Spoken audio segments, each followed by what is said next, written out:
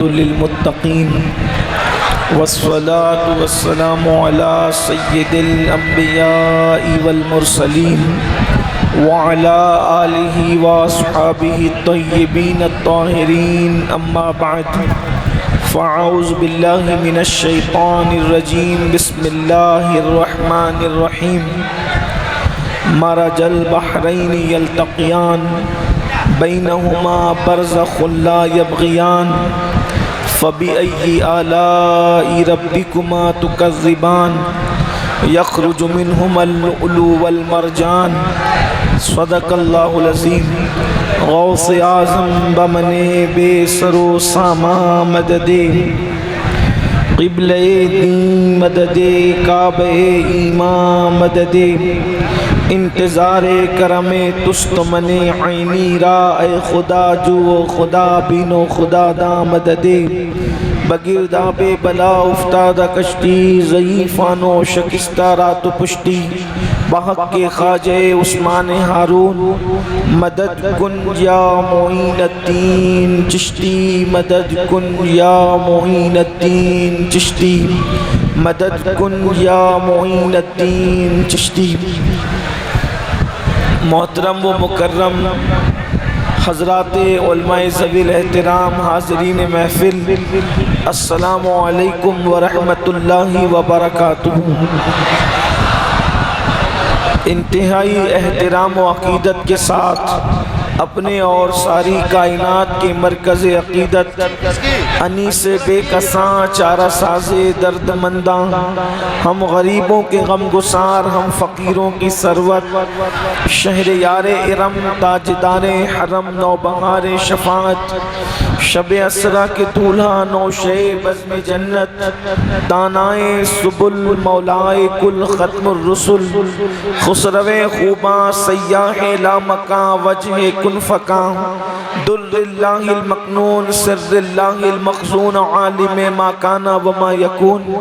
آب و گل انبیاء جانو دل اصفیاء، مطلع ہر سعادت مقطع ہر سیادت، خلاصہ کائنات فخر موجودات، حضور احمد مجتبی محمد مصطفیٰ، ارواحنا فدا صلی اللہ تعالی علیہ وآلہ وصحبہ وبارک وسلم کی بارگاہ بے کس پناہ میں جس طریقے سے پڑھاؤں بلند آواز سے میرے ساتھ مل کر پڑھیں۔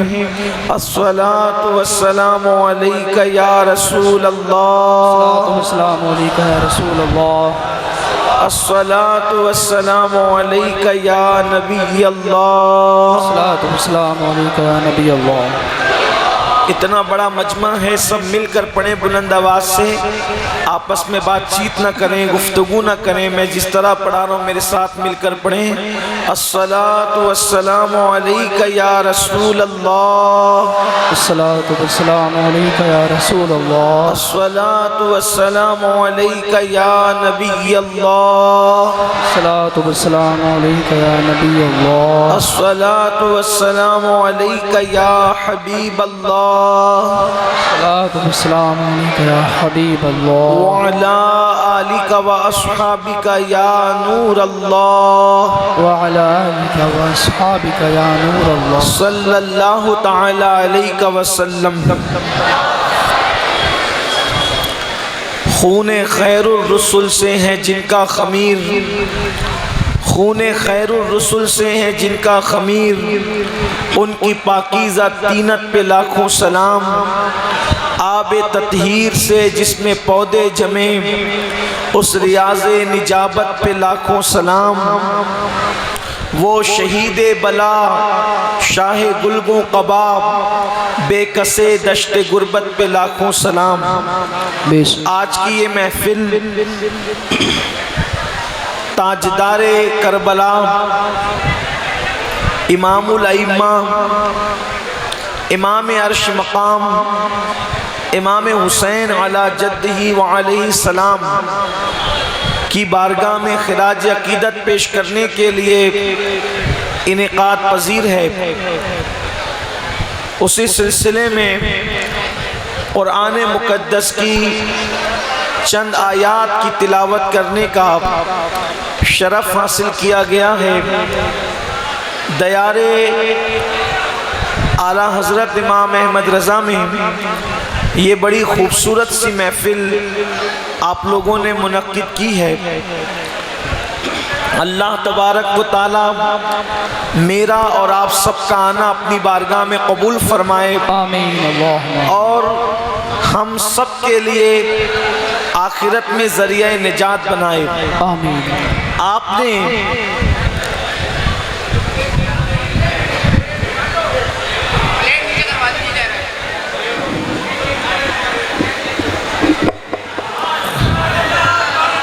درود شریف پڑھنے ایک مرتبہ،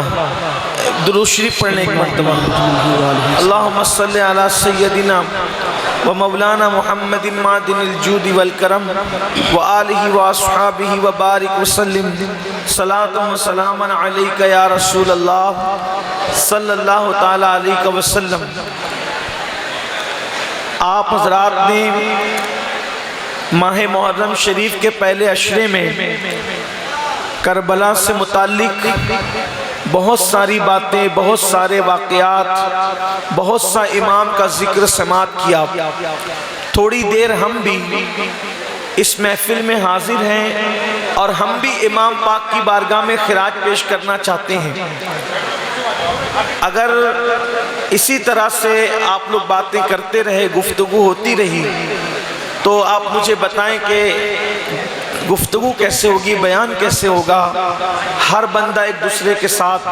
گفتگو کر رہا ہے، یقیناً جگہ کی قلت ہے، بیٹھنے کے لیے جگہ نہیں ہے، لیکن اگر تھوڑی دیر سب خاموش ہو جائیں تو گفتگو آگے بڑھ سکتی ہے۔ ذرا ایک مرتبہ درود شریف پڑھ کے بتائیں کہ آپ سننا چاہتے ہیں کہ نہیں سننا چاہتے ہیں۔ اللہ رب محمد صلی علیہ وسلم، نحن عباد محمد صلی علیہ وسلم، صلاۃ و سلام علیک یا جد الحسن والحسین۔ کربلا کا عنوان جتنی کثرت کے ساتھ بیان ہوتا ہے، رسول اللہ صلی اللہ علیہ وآلہ وسلم کی سیرت طیبہ کے بعد سب سے زیادہ اگر اسلام میں کوئی ٹاپک بیان ہوا ہے، کوئی عنوان بیان ہوا ہے، تو اسے کربلا کہتے ہیں۔ رسول پاک صلی اللہ علیہ وآلہ وسلم کی سیرت کے بعد اگر سب سے زیادہ کسی چیز پر لکھا گیا ہے تو اس کو بھی کربلا کہتے ہیں۔ یعنی میرے آقا صلی اللہ علیہ وآلہ وسلم کی زندگی کے بعد سب سے زیادہ کسی کی زندگی پر اگر قلم اٹھایا گیا ہے تو وہ امام حسین رضی اللہ تعالیٰ عنہ کی زندگی ہے۔ لیکن ایک بات آپ کبھی سمجھنے کی کوشش کریں، بہت سارے لوگ امام علی مقام علی جدی علیہ السلام کے بارے میں یہ سوچتے ہیں کہ وہ تو بھوکے تھے، وہ تو پیاسے تھے، وہ تو مظلوم تھے، وہ تو بے کس تھے، وہ تو بے بس تھے، بے کسی اور بے بسی کے اندر وہ شہید ہو گئے۔ اس طریقے کا ایک تصور کچھ لوگوں کے ذہن و دماغ میں بنا ہوا ہے۔ لیکن میں آپ سے عرض کروں، آپ اگر امام علی مقام کی زندگی پر غور کریں، بالخصوص میرے جوانوں کی توجہ چاہتا ہوں کہ اگر آپ امام علی مقام کی زندگی پر غور کریں تو آپ کو پتہ چلتا ہے کہ یہ مکمل دین اللہ کا ایک بندہ، صرف ایک بندہ اپنے دور میں بچا لے جاتا ہے۔ اس بندے کے کاندھے کتنے مضبوط ہوں گے،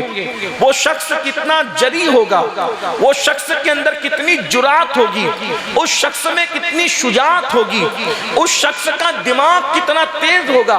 اس شخص کا انداز زندگی کتنا خوبصورت ہوگا، اس شخص کے اندر انقلاب کا دائیا کس قدر مضبوط ہوگا کہ اللہ کا پورا دین ایک آدمی اپنے کندھوں کے ذریعے سے بچا لیتا ہے۔ جو اللہ کا دین تنے تنہا بچا لے اس کو امام حسین کہتے ہیں۔ میرے پیارے آقا صلی اللہ علیہ وآلہ وسلم کے پیارے دیوانوں، آپ اندازہ کریں، کربلا وہ تاریخ ہے، کربلا ایسی چیز ہے کہ جہاں سے ہر دور میں انقلاب کے سوتے پھوٹیں گے۔ اگر مسلمان یہ سوچتے ہیں کہ امام حسین بے کس اور بے بس تھے تو یاد رکھنا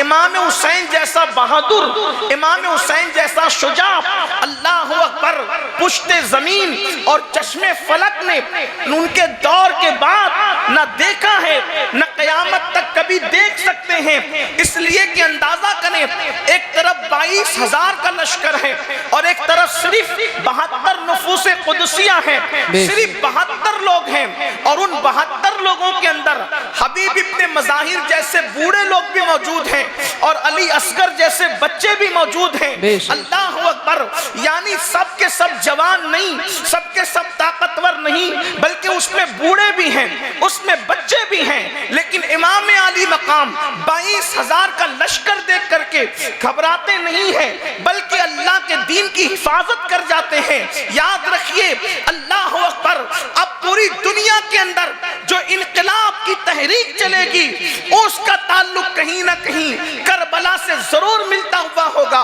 اب پوری دنیا کے اندر کہیں بھی کسی کو بہادری کا جوہر ملے گا تو اس کا تعلق کہیں نہ کہیں کربلا سے ملتا ہوا ہوگا۔ اس لیے کہ اللہ اکبر، جہاں کہیں بھی انقلاب کا جذبہ پیدا ہوتا ہے وہاں پر حسینیت ضرور موجود ہوتی ہے۔ جیسے مثال کے طور پر ہمارے ملک ہندوستان ہی کو دیکھ لیجئے، جب ایسٹ انڈیا کمپنی کے نام پر یہاں پر انگریزوں نے اپنے پنجوں کو گاڑنا شروع کیا اور اس وقت یہاں کی حکومت کا خاتمہ کر کے سامراجیت کی بنیاد رکھی۔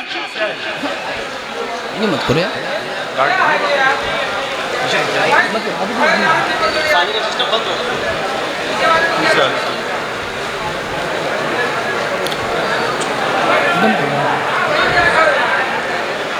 ایک بار درود شریف پڑھنے آپ سے۔